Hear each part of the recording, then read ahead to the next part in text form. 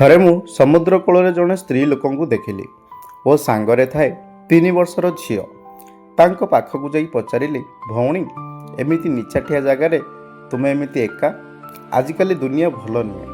ସେ କହିଲେ, ଦୁନିଆ କ'ଣ କରିବ? ଏ ଦୁନିଆ ମୋର ଜୀବନର ପ୍ରତ୍ୟେକ ମୁହୂର୍ତ୍ତରେ ଯିଏ ଜଳି ଜଳି ମରୁଛି, ତାର ପୁଣି ଏ ଦୁନିଆ କ'ଣ କରିବ? ମୁଁ ପଚାରିଲି, କିଛି ଅସୁବିଧା ହେଇଛି କି? ଯଦି ଚାହିଁବ ତ ମୋତେ କହିପାରିବ। ସେ କହିଲେ, କେଉଁ କଥାଟି କହିବି ଭାଇ? ଉଚ୍ଚ ଶିକ୍ଷିତ ହୋଇ ସ୍ୱାବଲମ୍ବୀ ନ ହେବା କଥା କହିବି, ନା ମୋ ପିଲା ହେବା ପରେ ସ୍ୱାମୀଙ୍କର ପରକ୍ରିୟା ପ୍ରୀତି କଥା କହିବି? ଗରିବ ଘରେ ଜନ୍ମ ହୋଇ ଧନୀ ଘରେ ବାହା ହେବା କଥା କହିବି, ନା ଯୌତୁକ ପାଇ ଶାଶୁଘରଙ୍କ ଅତ୍ୟାଚାର କଥା କହିବି?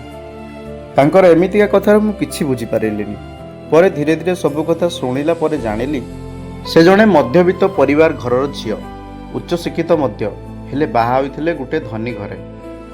ବାହାଘରର 4-5 ବର୍ଷ ପରେ ସ୍ୱାମୀଙ୍କର ପରକ୍ରିୟା ପ୍ରୀତି ଓ ଶାରୀରିକ ନିର୍ଯାତନା, ଶାଶୁ ଓ ନଣନ୍ଦଙ୍କର ଯୌତୁକ ନିର୍ଯାତନାରେ ବିରୋଧ କରିବାକୁ ଯାଇ ସେ ଆଜି କୋଉ କୂଳର ବି ନାହାନ୍ତି। ବାପ ଘରେ କହିଲେ ଖାଲି ସାନ୍ତ୍ୱନା ଛଡ଼ା ଆଉ କିଛି ମିଳୁନାହିଁ।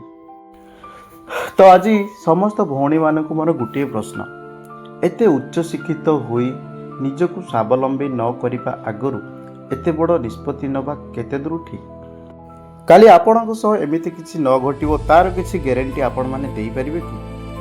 ତ ଭିଡ଼ିଓ ଓ ଷ୍ଟୋରିଟି କେମିତି ଲାଗିଲା ନିଶ୍ଚୟ କମେଣ୍ଟରେ ଜଣାନ୍ତୁ। ଆଜି ପାଇଁ ରହିଲି। ଜୟ ଜଗନ୍ନାଥ।